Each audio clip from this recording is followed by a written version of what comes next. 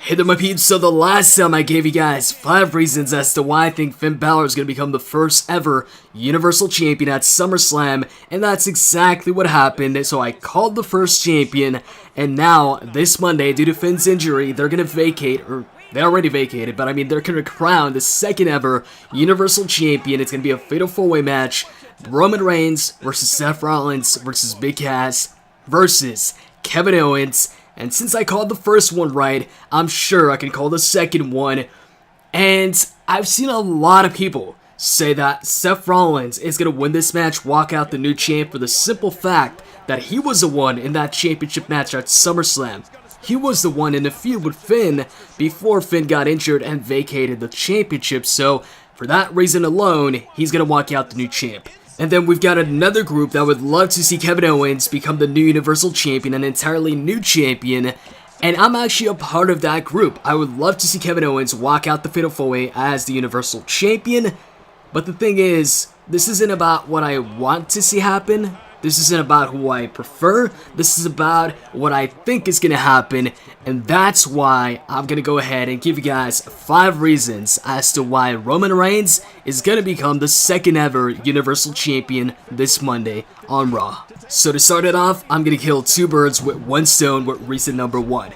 I'm going to first off let you know why Big Cass and Kevin Owens are not winning the title this Monday on Raw, but also reinforce that it's really just between Roman Reigns and Seth Rollins as far as who is going to walk out the new champion this Monday. But by the end of the video, everything will point to Reigns winning the title.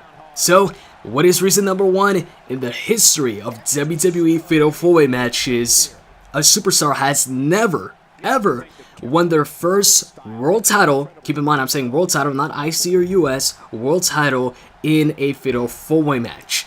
Now, superstars have won world titles in Fatal 4-Way matches. There has been some title changes, but whenever there's been a title change in a world championship Fatal 4-Way match, it's always been somebody that's already won the championship, not somebody that's winning it for the first time in that Fatal 4-Way match. And in this case, we've got 2 superstars that have never won a world title before, Kevin Owens and Big Cass.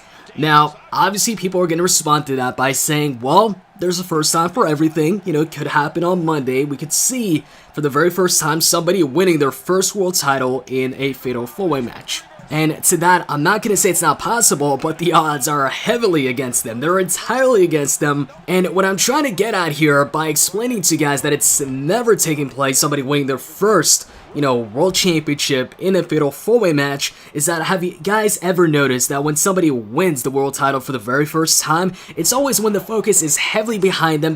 They've built this up for a while. It's a feud that's had a long build up, and like 95% of the time it's in a one-on-one match, or even higher than 95%. Because they like to make a big deal out of it.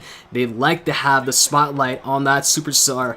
And in this case right here, it's pretty much the complete opposite. This match really hasn't had a big build-up at all. It was made a couple days ago because of Finn Bálor's injury. The guys in this match got their spot in the match at the very last moment by winning qualifying matches pretty quickly. So in this case right here, I just can't see somebody like Big Cass or Kevin Owens getting their big moment in such a rushed situation. But anyways, moving on to reason number 2, obviously with them crowning Finn Bálor as the new Universal Champion, they wanted a top babyface carrying the brand and carrying the title moving on forward. And on top of that, Wrestling Observer went ahead and reported that the plan was for Finn Bálor to defend the title at Clash of Champions against Kevin Owens, and then at the next pay-per-view against Kevin Owens and Chris Jericho. So, they've wanted the face champion, and on top of that, they wanted a bunch of heel challengers for the next 2 pay-per-views. And who's the big face in this match, regardless of how the fans react to him? Roman Reigns. And can they have Seth Rollins defending the title against Kevin Owens on a pay-per-view and then Kevin Owens and Chris Jericho? Chances are that's not going to happen unless Seth Rollins all of a sudden turns face. So, just from them crowning Finn Bálor as the champion alone leads me to believe that they want a face champion for Raw at the moment and heel challengers for the championship. And by going with Roman Reigns, they can still go ahead with those plans, except of course it's not Finn Bálor, but it's still a face champion, and they can still have Kevin Owens as the challenger for Clash of Champions, as they were planning to do, and they can still have Roman Reigns versus Chris Jericho and Kevin Owens in a triple threat match. Now that I think about it, it seems like that's actually the reason why Kevin Owens and Chris Jericho beat Enzo and Cass, so they could go ahead and challenge for the championship soon.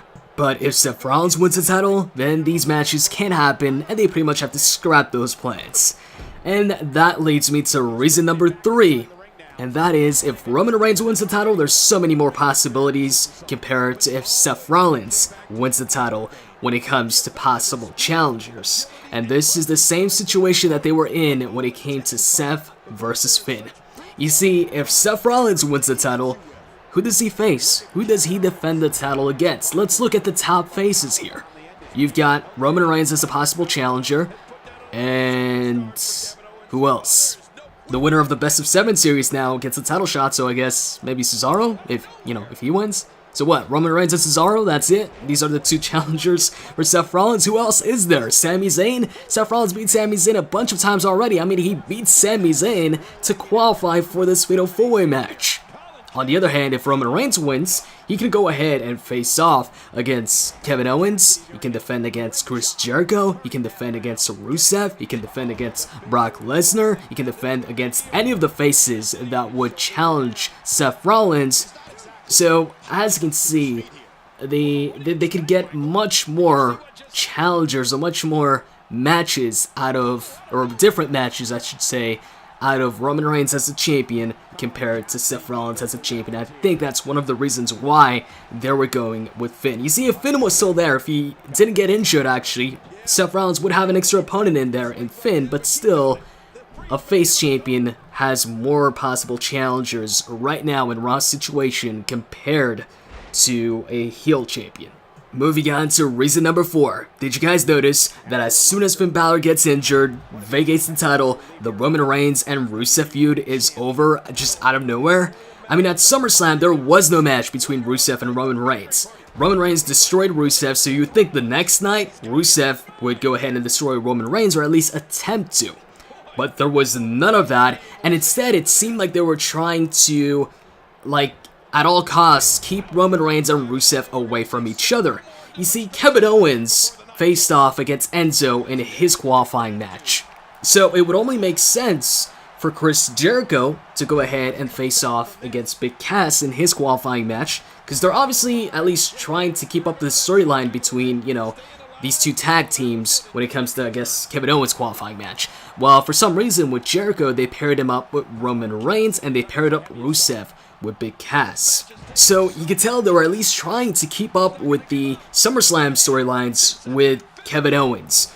But with Roman Reigns and Rusev, not so much. Now, some people might be like, oh, well, in the Fatal 4-Way match, Rusev's gonna get involved. I actually don't think he is. And reason being, they could have had Rusev versus Roman Reigns on Raw as a qualifying match because they did not have a match at SummerSlam. You see, that would make sense if they wanted to keep the storyline going, but they did not do that. And on top of that, if Rusev was going to get involved, if the feud still wasn't over, then why didn't Rusev just get involved in the main event? Roman Reigns versus Chris Jericho. Why did he have to wait? Why is he going to wait until the Fatal 4-Way? He didn't qualify himself. And usually when a heel doesn't qualify himself and he's feuding with somebody else, then they're going to make sure that that other person that they're feuding with doesn't also qualify. Seems to me like they ended the feud all of a sudden really quick, which they never do, just to go ahead and move Roman Reigns on to the Universal Championship storyline. Now, the final reason number 5, it seems like the punishment era is over. What I mean by that, when Roman Reigns got suspended, he lost clean to Seth Rollins. He was the one to get pinned in the Shield Triple Threat match. He lost to Finn Bálor clean. But since then, he started to pick up momentum once again, and he started to dominate the dominating Rusev. Rusev was dominating everybody, then all of a sudden, once he starts feuding with Roman Reigns, he gets his ass kicked every single week by Reigns, and Reigns even main events Raw twice over the Universal Championship segments. So it seems to me that Roman Reigns is out of the doghouse, which can only mean one thing. He's looking strong this Monday on Raw, and he's becoming the new Universal Champion. Because when Roman Reigns wasn't getting punished, when he wasn't in the doghouse, he was the Shield member that looked the strongest. He was getting the strongest booking. So those are my 5 reasons. All that's left now is to wait until Monday and see if I'm actually right. And in the comment section, let me know who you think is going to win and give me a reason why. So that's it. Hope you guys enjoyed it. If you did, you can click the like button. With that said, I'm out. See ya.